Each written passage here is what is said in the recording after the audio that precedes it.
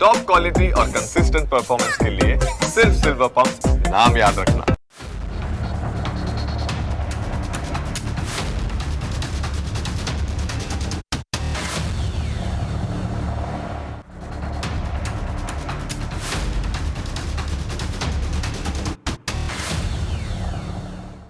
અમે ફૂલ સ્ટોપના માધ્યમથી આપની સમક્ષ સતત સનાતન સંસ્કૃતિના ભવ્ય ગૌરવને ઉજાગર કરતી પ્રેરક વાતો પીરસી રહ્યા છીએ. આ શ્રેણીમાં આજે અમે તમને આયર્લેન્ડના એક એવા શિક્ષકની ગાથા જણાવીશું કે જે વાંચીને કદાચ આપનું થોડું અચરજ પણ થશે. મનમાં પ્રશ્ન થાય કે છેક આયર્લેન્ડમાં વસતા એક વિદેશી વ્યક્તિને આપણી સનાતન સંસ્કૃતિ સાથે વળી શું લેવા દેવા હોઈ શકે, પરંતુ હકીકત એ છે કે આ વિદેશી શિક્ષકનો આપણી સંસ્કૃતિ સાથે ખૂબ જ ઊંડો અને અતૂટ નાતો જોડાયેલો છે.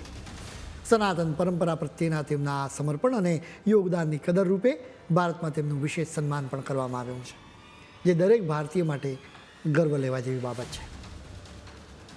વર્તમાન સમયમાં આપણે ત્યાં એવી પરિસ્થિતિ છે કે લોકો સંસ્કૃત જેવી ભવ્ય ભાષાને આઉટડેટેડ એટલે કે જૂના જમાનાની સમજી બેઠા છે.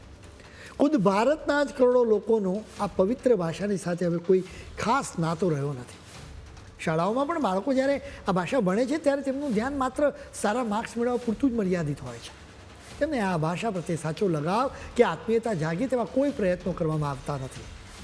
આવી વિષમ સ્થિતિમાં જ્યારે આયર્લેન્ડના શિક્ષક રટગર કોટેનહોસ્ટની વાત સામે આવે છે ત્યારે આશ્ચર્ય થાય છે, કારણ કે તેમણે સંસ્કૃત ભાષાના મહત્વને પારખીને તેને જ પોતાના જીવનનો મુખ્ય ધ્યેય બનાવી દીધો છે. વિશ્વની સૌથી પ્રાચીન ભાષાઓમાં સામેલ સંસ્કૃત ભાષાના પ્રચાર અને પ્રસાર બદલ રટગરને વર્ષ 2022માં ભારતના ચોથા સર્વોચ્ચ નાગરિક સન્માન પદ્મશ્રીથી નવાજવામાં આવ્યા હતા. તેનાથી પુરવાર થયું હતું કે સનાતનના જ્ઞાનને સીમાની કોઈ મર્યાદા નડતી નથી. જેના પહેલાં ઓગસ્ટ 2021માં પીએમ મોદીએ તેમના લોકપ્રિય રેડિયો કાર્યક્રમ મન કી બાતમાં સંસ્કૃત સપ્તાહ દરમિયાન રટગરના અમૂલ્ય યોગદાન વિશે ઉલ્લેખ કર્યો હતો. 29મી ઓક્ટોબર 2021ના રોજ પ્રસારિત આ કાર્યક્રમમાં પીએમ મોદીએ રટગર કોટેનહોસ્ટનો પરિચય આપતા કહ્યું કે તેઓ સંસ્કૃતના જાણીતા વિદ્વાન છે અને આયર્લેન્ડમાં બાળકોને સંસ્કૃત ભણાવે છે. ખરેખર સંસ્કૃત ભાષા પણ ભારત અને આયર્લેન્ડ વચ્ચેના સાંસ્કૃતિક સંબંધને વધુ મજબૂત બનાવવામાં ખૂબ જ મહત્ત્વની ભૂમિકા ભજવી રહી છે. રટગર પોતાની જાતને કોઈ મોટા વિદ્વાન કે સ્કોલર નહીં, પરંતુ સંસ્કૃતના એક સાચા સાધક ગણાવે છે. સંસ્કૃત ભાષાની આ સાધના કાંઈ એમ જ નથી થઈ. તેના માટે તેમણે લાખો રૂપિયાના પગારવાળી શાનદાર નોકરી પણ સ્વેચ્છાએ જતી કરી. સંસ્કૃત પ્રત્યેના આખૂટ પ્રેમને કારણે તેમણે પોતાની આખી જિંદગીની દિશા બદલી નાખી અને આયર્લેન્ડની ધરતી પર એક એવું અદ્ભુત ગુરુકુલ ઊભું કરી દીધું જ્યાં આજના યુગની તમામ આધુનિક સુવિધાઓ તો ઉપલબ્ધ છે જ, પરંતુ તેની સાથે આપણી પ્રાચીન સંસ્કૃત ભાષાનો ભવ્ય અને દિવ્ય વૈભવ પણ એટલી જ નિષ્ઠાથી શીખવામાં આવે છે. રટગર કોટેનહોસ્ટે ડબલિનની જોન સ્કોટ સ્કૂલની આખી સ્થિતિ બદલી નાખી અને ત્યાં સંસ્કૃત શિક્ષણને ફરજિયાત બનાવડાવ્યું. આજે ત્યાં દરેક ધર્મના બાળકો અત્યંત ઉત્સાહપૂર્વક સંસ્કૃત ભણી રહ્યા છે. આ શાળાના બાળકોની સવાર જ્યારે ઓમ પૂર્ણમદ સ્તોત્રના ગાન સાથે થાય છે અને આયરિશ બાળકો જ્યારે એક સુરમાં સંસ્કૃતમાં પ્રાર્થના કરે છે ત્યારે જાણે સાક્ષાત સરસ્વતી દેવી ત્યાં ઉતરી આવ્યા હોય તેવો દિવ્ય માહોલ સર્જાય છે. તેને માત્ર ભાષા જ નહીં, પરંતુ અભ્યાસક્રમમાં પણ આયુર્વેદનો પણ સમાવેશ કરીને આ શાળાને બાળકો માટે એક સાચા અર્થમાં વેલબિંગ સ્કૂલ બનાવી દીધી છે. અહીંના 12 વર્ષના બાળકોને પણ એ વાતની પાક્કી સમજ છે કે તેમનું શરીર કફ, પિત્ત કે વાયુ પ્રકૃતિનું છે. તેઓ આયુર્વેદના સિદ્ધાંતો મુજબ જ ભોજન કરે છે. એટલું નહીં, તેમણે સંસ્કૃત.ai નામનું એક ખાસ પોર્ટલ પણ તૈયાર કર્યું છે, જેથી સમગ્ર યુરોપના લોકો શ્રીમદ ભગવદ્ ગીતાના ગૂઢ જ્ઞાનને પોતાની રીતે વાંચી અને સમજી શકે. રટગર કોટેનહોસ્ટે સંસ્કૃતને માત્ર એક ધર્મ તરીકે નહીં, પરંતુ એક સચોટ વિજ્ઞાન તરીકે જગત સામે રજૂ કર્યું છે. 21 વર્ષની યુવાન વયે રટગર ગણિતના ભારે દીવાના હતા, પરંતુ તેમને પશ્ચિમી ગણિતમાં ક્યાંક પૂર્ણતાનો અભાવ વર્તાવતો હતો.